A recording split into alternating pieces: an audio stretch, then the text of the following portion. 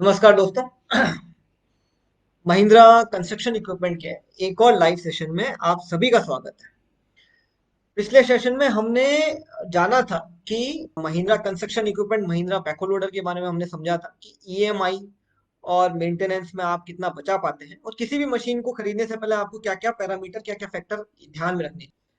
आज के सेशन में हम ये समझेंगे कि मशीन में लॉकडाउन के वक्त जब मशीन खड़ी हुई थी और अब जब मशीन चालू है तो रनिंग के टाइम पे क्या क्या जरूरी मेंटेनेंस है जो हमें ध्यान में रखनी चाहिए। तो चलिए आज का सेशन शुरू करते हैं। दोस्तों, हम सभी जानते हैं पिछले 3-4 महीनों से हमारी जितनी भी मशीनें हैं वो जहां पर भी खड़ी हैं लॉकडाउन कोविड की वजह से वो सारी रुकी हुई हैं। अब इन मशीनों में रुकने में भी मेंटेनेंस लगता है। तो आज जो हम समझेंगे वो रुकी हुई मशीन जो कि बंद है, बहुत टाइम से खड़ी हुई है, या हमें लगता है कि आगे आने वाले 1-2 हफ्ते में, अब जैसे बारिश का सीजन आया है तो कई जगह काम की कमी होगी, तो मशीन खड़ी रहेगी 10-15 दिनों तक। तो खड़ी मशीन में क्या क्या मेंटेनेंस हमें करते रहना है ताकि उसमें कोई मेजर फेलियर ना है और उसके पार्ट्स की लाइफ बनी रहे। प्लस हम ये भी समझेंगे जब मशीन चालू होती है। तो लॉकडाउन से अब अनलॉक की तरफ, जैसे अब अनलॉक शुरू हो चुका है तो अब मशीनें स्टार्ट होंगी, तो हम कैन डू मेंटेनेंस जो कि हम खुद से कर सकते हैं उसके बारे में जानकारी लेंगे। ट्रबल फ्री रनिंग के लिए दोस्तों मेंटेनेंस दो तरीके के होते हैं। एक होता है स्केड्यूल मेंटेनेंस और एक होता है प्रिवेंटिव मेंटेनेंस। हम दोनों को समझेंगे। स्टार्ट करते हैं प्रिवेंटिव मेंटेनेंस। प्रिवेंटिव मेंटेनेंस में दोस्तों सभी चीजें पकड़ेंगे। जनरल, टायर स्पेसिफिक, डीजल के बारे में क्या मेंटेनेंस होता है, हाइड्रोलिक के बारे में क्या मेंटेनेंस है, बैटरी और स्ट्रक्चर, ये सारे आपस में जुड़े हुए हैं। ऐसा कोई सीक्वेंस नहीं है कि हमें एक ज्यादा करना है एक कम करना है। इन सभी चीजों का ध्यान रखना है और ओवरऑल इन सभी चीजों का ध्यान रखने में ज्यादा समय भी नहीं लगता। आपको हफ्ते में कोई 1 घंटा या 2 घंटा इन चीजों के ऊपर लगाना है और आपकी मशीन ठीक रहेगी। हम शुरुआत करते हैं जनरल मेंटेनेंस से। सबसे इंपॉर्टेंट पॉइंट जनरल मेंटेनेंस का दोस्तों है मशीन को कैसे खड़ा करें। मेजर हम 4 चीजें देखेंगे, 5 चीजें देखेंगे मशीन को खड़ा करते हो। और ये इंपॉर्टेंट इसीलिए है क्योंकि मशीन जैसे पार्किंग कंडीशन होती है उसमें बहुत सारी चीजें छुपी हुई हैं। आपकी मशीन पे एक्स्ट्रा स्ट्रेस नहीं आता। ये हर मशीन के लिए है। आपको हर मशीन के ऑपरेटर मैनुअल को चेक करना चाहिए, भले वो एक्सकेवेटर हो, ग्रेडर हो या डोजर हो। ये सब्जेक्ट, हमारा सब्जेक्ट बैकहो लोडर स्पेसिफिक है तो अभी मैं बैकहो लोडर के बारे में बताऊंगा। दोस्तों, बैकहो लोडर में जैसे सामने लोडर है जो 1 नंबर दिखा रहा है, वो हमें मशीन जब खड़ी करते हैं शाम को तो जमीन पे पूरी तरीके से टिकाना होता है। और ये जमीन पे ऐसे टिकाना होता है कि ना तो ये ज्यादा प्रेशर अंदर दबाए कि आपका फ्रंट एक्सेल हल्का सा हवा में हो, या ये लोडर हवा में रहे। ये जमीन पे रेस्ट करना चाहिए। उसी तरीके से 2 नंबर जो स्टेबलाइजर है, इसको आपको जमीन पे रेस्ट करवाना है। पीछे को उठाना नहीं है, इस पे स्ट्रेस नहीं आना चाहिए, पूरा वजन लोहे के ऊपर होना चाहिए। 3 नंबर बूम को अपने को डाउन करना है। और डाउन उस लेवल तक करना है कि आपका डिपर सिलेंडर और बकेट सिलेंडर आधा आधा खुला हो, ताकि ये बकेट, बैको बकेट जो 5 नंबर है उसके ऊपर आके टिक जाए। दोस्तों, जरूरी इसलिए है कि हमें सारा का सारा वजन जब शाम को मशीन खड़ी करते हैं उसको लोहे पे लेके आना होता है, जो मशीन की बॉडी है उस पे लेके आना होता है, जो कि पिन्स और बुशेस है। पिन्स और बुशेस पे सारा वजन लाना होता है। इससे जो हाइड्रोलिक सर्किट में जहां पर भी प्रेशर एक्स्ट्रा है वो सारा रिलीज हो जाता है। तो आपके जो हाइड्रोलिक कंपोनेंट है, जो लाइन है, उनके पार्ट्स की उम्र बढ़ती है। इसको अपन डिटेल में समझेंगे जब अपन हाइड्रोलिक सेक्शन में और आएंगे। आगे बढ़ते हैं दोस्तों। वीकली जो अपने को ख्याल रखना होता है, ये खासतौर पे उस चीज के लिए जब मशीन अपनी बहुत टाइम से बंद है। जब 15 दिन हो गए, अपने को पता है कि मशीन अब बंद रहने वाली है, एक ख्याल जो हमें रखना होता है वो ये है कि मशीन जब बहुत टाइम से बंद है तो हमें उसको स्टार्ट जरूर करना है हर हफ्ते। स्टार्ट इसलिए करना है क्योंकि जब मशीन बहुत समय से बंद रहती है तो उसके सारे ऑयल लेवल नीचे सेटल हो चुके होते हैं। तो जो ऊपर के पार्ट्स हैं, सपोज करें कोई अपन इंजन की बात करें, तो इंजन के ऊपरी हिस्से में ऑयल का सर्कुलेशन नहीं होता। अपन जब स्टार्ट करते हैं तो ऑयल पंप की वजह से अपन ऑयल पूरी मशीन में सर्कुलेट कर देते हैं, हर पार्ट में, हाइड्रोलिक में भी इंजन में भी। वो ऑयल जब सब जगह पहुंचता है तो ऑयल का एक महत्वपूर्ण काम है, वो है लुब्रिकेशन। तो सब पार्ट लुब्रिकेट होते हैं तो उनकी लाइफ अच्छी बनी रहती है, करोजन के चांसेस कम होते हैं, सीजर के चांसेस कम होते हैं, उनकी फंक्शनिंग स्मूथ रहती है। तो हमें हर हफ्ते उसको स्टार्ट करना है अगर मशीन बहुत समय से खड़ी है। उस मशीन को अपने को उसकी जगह से हटा के दूसरी जगह पे खड़ा करना है, भले ही 2 फुट आगे लें या 2 फुट पीछे लें। इसका एक कारण है जो हम टायर की जब टायर की स्लाइड पे आएंगे तब हम समझेंगे।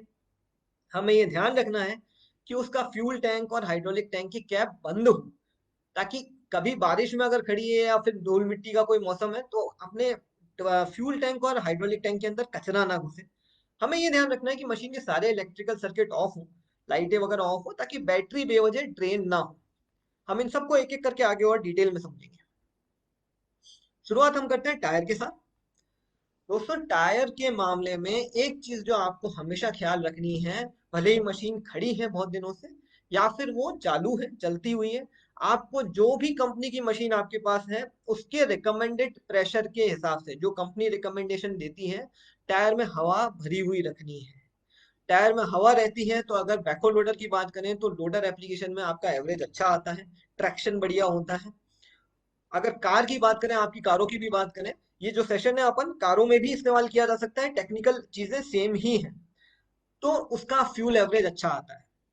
अगर मशीन आपको पता है कि बहुत लंबे समय से खड़ी है तो मशीन के टायर को, मशीन की जगह चेंज करना जरूरी है, क्योंकि एक ही जगह जब टायर पड़ा रहता है तो उस पे फ्लैट स्पॉट बन जाता है नीचे की तरफ, क्योंकि सारा वजन उस स्पॉट पर आ रहा होता है।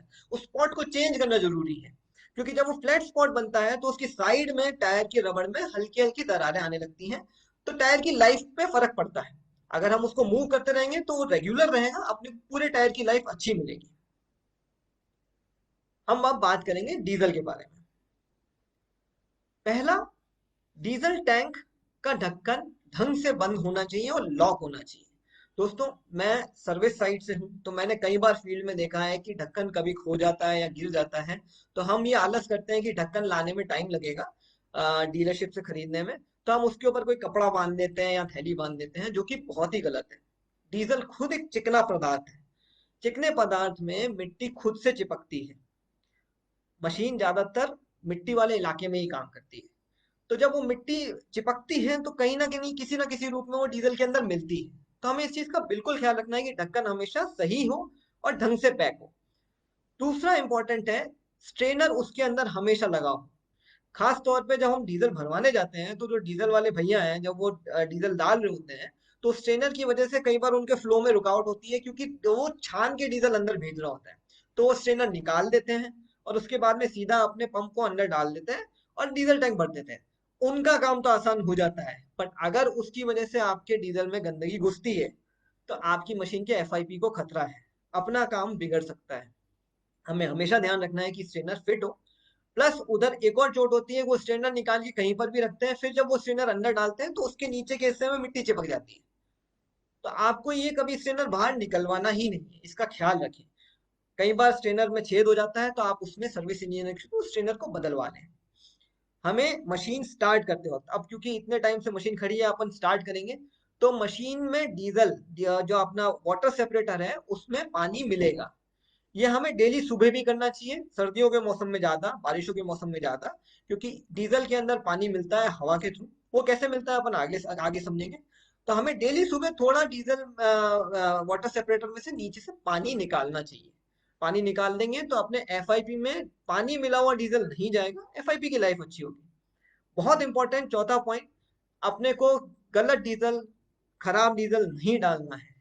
कॉन्टेमिनेशन खाली मिट्टी से नहीं होता है। इसमें खास तौर पे अपने को ये ख्याल रखना है कि जिस जेरी कैन में, जिस कैन में हम डीजल भर के लेके आ रहे हैं डीजल पंप से, वो जेरी कैन ढंग से साफ हो। आप कभी किसी माइको की वर्कशॉप में जाएंगे या बॉश की वर्कशॉप में जाएंगे जहाँ पे फ्यूल पंप रिपेयर होते हैं, तो वो आपको बताएंगे कि फ्यूल पंप फेलियर के कारण क्या होते हैं।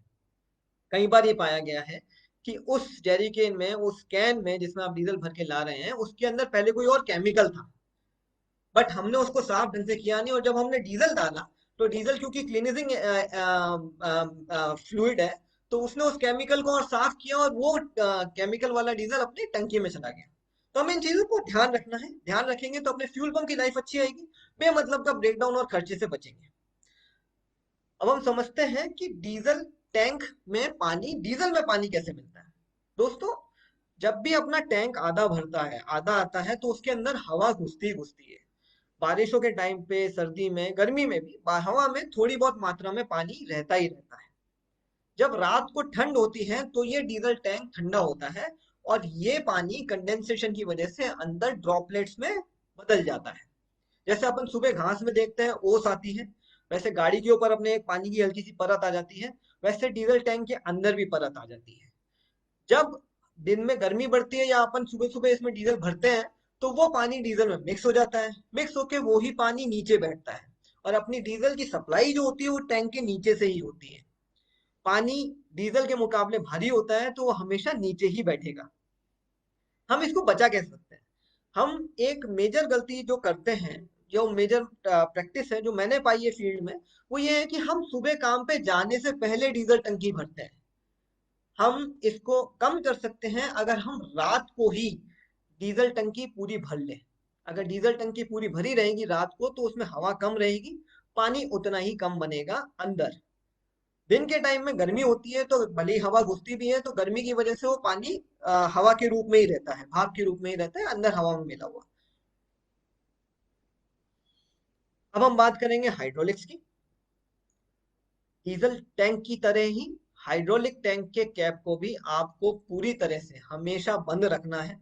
टैंक की कैप इधर उधर नहीं होनी चाहिए। हाइड्रोलिक में भी मिट्टी घुस सकती है, इसको संभाल के रखें, कैप को हमेशा सही रखें। हमें ये ध्यान रखना है कि टैंक का जो लेवल है, हाइड्रोलिक लेवल है, वो पूरा हो। हर मशीन का अलग रिकमेंडेशन है, उसके टैंक का ऑयल नापने का तरीका भी अलग होता है। तो आपको समझना होगा उस कंपनी से, उनके सर्विस इंजीनियर से, कि इस प्रोडक्ट का कैसे अपन हाइड्रोलिक ऑयल नापते हैं। ऑयल पूरा रखना इसलिए जरूरी है, बैकहो लोडर के केस में अगर लोडर ऑपरेशन में है और अगर टैंक में ऑयल कम हुआ तो जब अपन ऑपरेशन करते हैं तो सारा ऑयल है वो सर्किट में घुसता है, टैंक में लेवल कम हो जाता है। तो अगर टेढ़ा मेढ़ा टैंक हुआ तो हवा घुसने के चांसेस होते हैं पंप के अंदर, हाइड्रोलिक पंप के अंदर, और हाइड्रोलिक पंप फेल होने का खतरा बढ़ जाता है।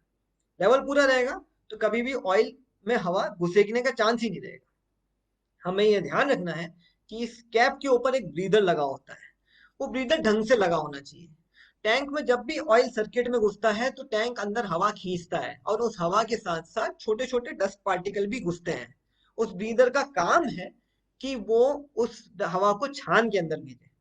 अगर छान के भेजेगा तो हवा साफ रहेगी, आपके टैंक में कॉन्टेमिनेशन कम होगा। सिलेंडर अपने को खड़ी मशीन जब खड़ी रहती है तो हमें सारे सिलेंडर मूव करने हैं एक एक हफ्ते में, ये अपन ने पहली स्लाइड में देखा था। अब हम समझते हैं कि पार्किंग के टाइम पे मशीन पे सारा वजन पिन और बुशेस पे क्यों लाना होता है। दोस्तों ये बहुत इंपॉर्टेंट स्लाइड है। किसी भी सिलेंडर में अंदर सीलें होती हैं। इन सीलों का काम ये होता है कि जो हाइड्रोलिक प्रेशर बनता है उसको आगे लीक ना होने दे और उस प्रेशर को पूरा का पूरा दूसरी तरफ भेजे। अगर प्रेशर लीक हो जाएगा तो आपका अटैचमेंट में काम नहीं होगा, ऑयल इधर से उधर चला जाएगा। ये सीलें काफी अच्छी होती हैं। दोस्तों किसी तरीके से जैसे अगर अपन पानी का एक ग्लास पकड़े तो अपने को 1 मिनट के लिए तो वो हल्का लगेगा, बट अगर मैं उसको पूरे दिन के लिए पकड़े रहा तो अपने हाथ में बहुत ज्यादा स्ट्रेस आएगा। उसी तरीके से अगर हम मशीन को पार्क ढंग से नहीं करते हैं, सारा वजन लोहे पे नहीं लाते हैं, तो वो वजन इन सीलों पे रहता है और वो अपना पूरा हाइड्रोलिक ऑयल का प्रेशर सारे होजेस पे रहता है।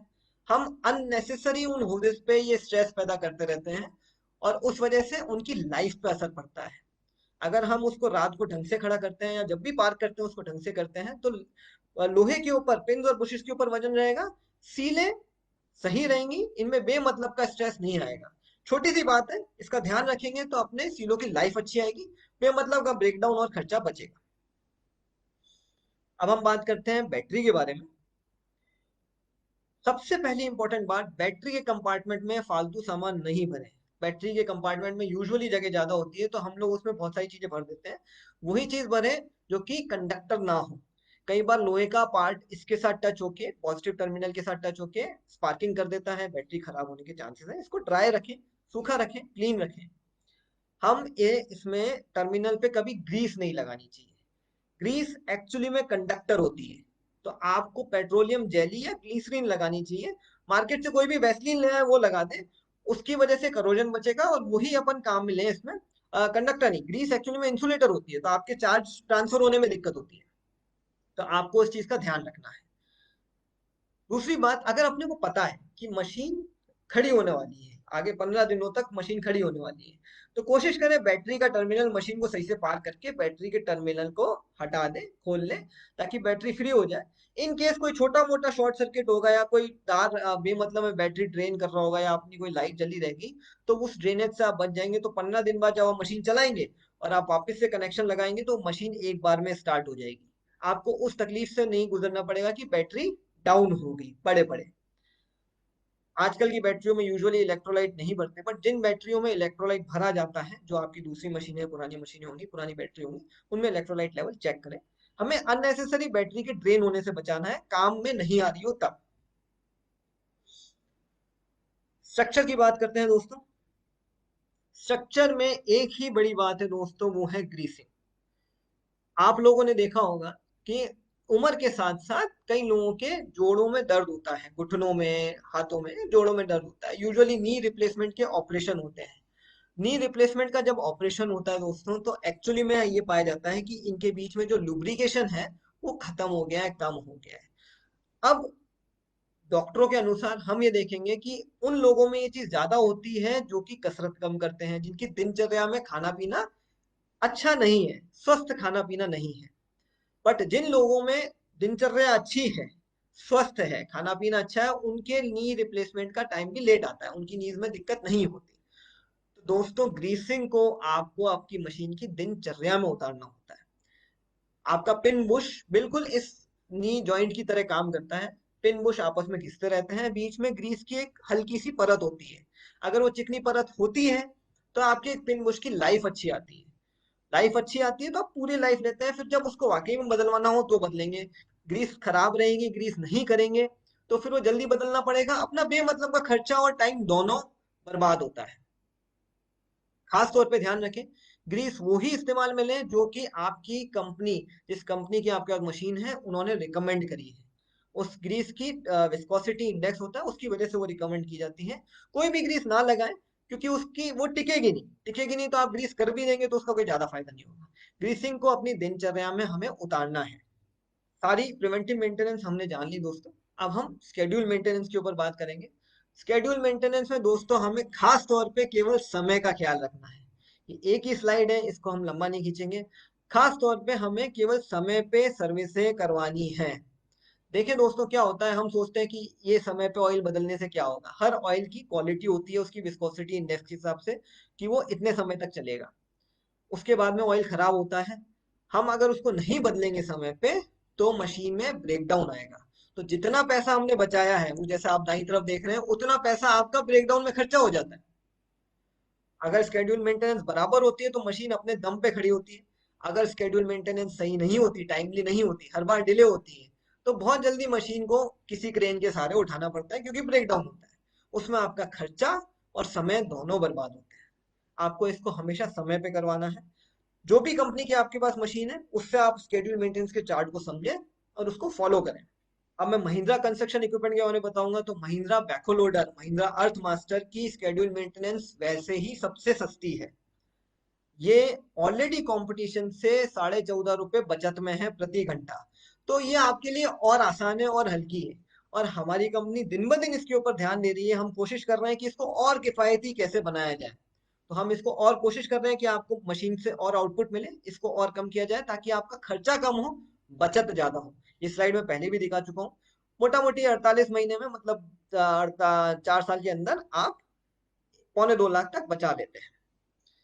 इसी के साथ दोस्तों, मैं आपको और बताना चाहूंगा कि जहां जहां लॉकडाउन ओवर हो चुका है, वहां पे हमारी फील्ड टीम तैयार है ऑपरेशन के लिए। हमारी फील्ड टीम पूरी ट्रेन हो चुकी है। कोविड के साथ साथ काम करने को, सारे प्रिकॉशंस लेते हुए हमारी फील्ड टीम अब आपको सर्विस देने के लिए तैयार है। और मैं उम्मीद करता हूं कि हम और आप मिलके इस अनलॉक के साथ इन सारी मशीनों को वापस से काम में लें, देश निर्माण में काम में लें, इनको चलाएं और अपने बिजनेस को वापस से सुचारू करें। हम आपके साथ पूरे सहयोग में हैं। आप इन मेंटेनेंस प्रैक्टिसेस का ध्यान रखें ताकि मशीन बेमतलब में खड़ी ना हो, ब्रेकडाउन नहीं हो, सर्विसों में दिक्कत ना हो। इसी के साथ मैं आप लोगों से विदा लेना चाहूंगा। आप हमें इन नीचे सारे सोशल मीडिया जो लिंक्स हैं आप कहीं पर भी कमेंट कर सकते हैं। इस वीडियो को लेके आपको कोई डाउट हो या मेरी मेंटेनेंस के पॉइंट्स के ऊपर आपको कोई डाउट हो, आपको लगता है कि नहीं ये गलत है, तो आप हर तरह से आप शेयर कर सकते हैं कमेंट सेक्शन में, और हम उसका जवाब देंगे। हम उसके बारे में और कोई डाउट आपको कोई क्वेरी हो कि नहीं ऐसा कोई पर्टिकुलर मेंटेनेंस इसको कैसे करना है, उसके बारे में भी जितनी हमारी नॉलेज है उसके हिसाब से हम अपना ज्ञान साझा करेंगे। अब मैं आपसे विदा लेना चाहूंगा। धन्यवाद। जय हिंद।